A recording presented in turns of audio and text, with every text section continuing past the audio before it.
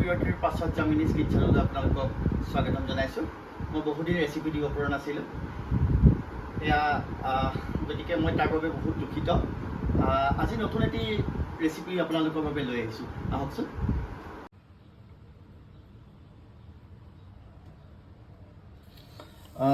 বন্ধুসকল, আপোনালোকৰ বাবে নতুন ৰেচিপিটো মই প্ৰস্তুত কৰিবলৈ ওলাইছোঁ। চিকেনৰে মই চিকেনখিনি প্ৰথমতে ভালদৰে ধুই এনেদৰে মই স্লাইচ কৰি ল'লোঁ। এতিয়া মই ইয়াত অলপ নেমুৰ ৰস দি ল'ম। নেমুৰ ৰস দিম। এয়া নৰ্মেল দৈ, অলপ নিমখ, অকণমান হালধি, red chilli powder, black pepper, জিৰা গুড়ি, ধনিয়া 1 চামুচ, 1 চামুচ চাট মছলা, অলপ কষ্টুৰি মেথি, অকণমান মই ফুড কালাৰ ব্যৱহাৰ কৰিছোঁ, 2 টোপালমান, বেছি নহয়। আদা নহৰু আৰু কেঁচা জলকীয়া অলপ পেষ্ট বনাই ল'লোঁ। এইটো মই ইয়াত দি ল'ম। এতিয়া মই এই কাটি থোৱা বিলাহী দুটা মই এখন কেৰাহীত বইল কৰি ল'ম। এইখিনি মই এতিয়া ভালদৰে মেৰিনেট কৰি ল'ম।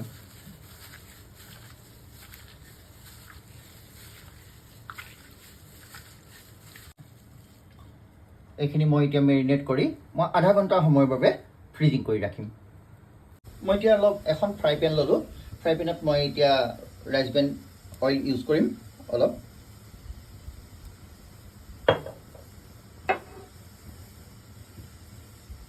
এতিয়া মই এই মেৰিনেট কৰি থোৱা চিকেনখিনি মই এপিচ এপিচকৈ ফ্ৰাই পেনখনত দি যাম।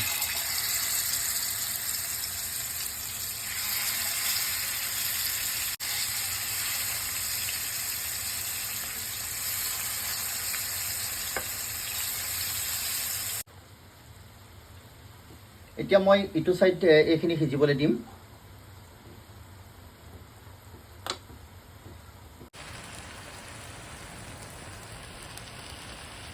এতিয়া মই এটা মিশ্ৰণ তৈয়াৰ কৰি ল'ম।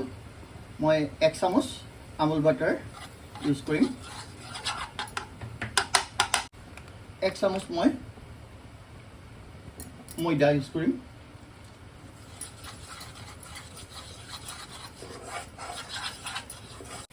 অলপ গৰু গাখীৰ।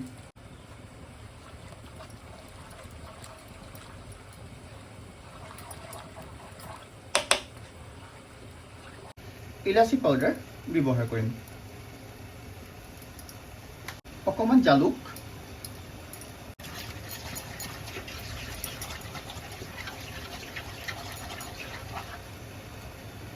গাখীৰৰ পৰিমাণটো অকণমান কম হৈছে, আৰু অকণমান মই এড কৰিম।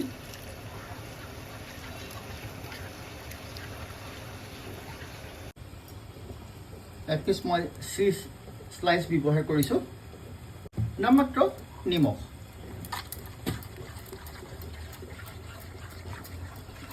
বিলাহী দুটা বইল কৰি লৈছিলোঁ, তাৰ মই এটা পেষ্ট বনাই লৈছোঁ। মই ইয়াৰ অলপ ইয়াত ইউজ কৰিম। ইয়াৰ চিকেনখিনিৰ ওপৰত মই এনেদৰে দি ল'ম। এইখিনি ইতিমধ্যে ৰঙচুৱা পৰিছে।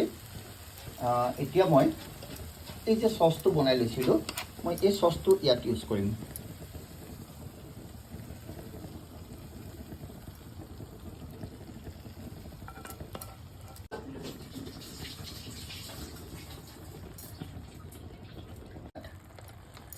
এয়া মজৰেলা চীজ ব্যৱহাৰ কৰিছোঁ। ইয়াত দি লৈছোঁ এনেদৰে চিলি ফ্লেক্স। অলপ মই অৰিগানো ইউজ কৰিম। কষ্টুৰি মেথি পাউডাৰ মই অকণমান স্মেছ কৰি পেলাই এনেদৰে দি ল'ম। এতিয়া মই অকণমান দেৰি 5 মিনিটৰ কাৰণে মই কম ফ্লেমত ঢাক মাৰি দিম। ইতিমধ্যে এইখিনি হৈছেই। মই অকণমান কেঁচা ধনিয়া পাত এড কৰিম। ইতিমধ্যে মই ৰেচিপিটো সম্পূৰ্ণ কৰিছোঁ আৰু এতিয়া পৰিৱেশন কৰিম। এইটো একচুৱেলি খাবলৈ নান বা ৰুটি বা ব্ৰেডৰ লগত খাবলৈ বেছি ধুনীয়া হ'ব। ভাতৰ লগত খোৱা বস্তু নহয় একচুৱেলি।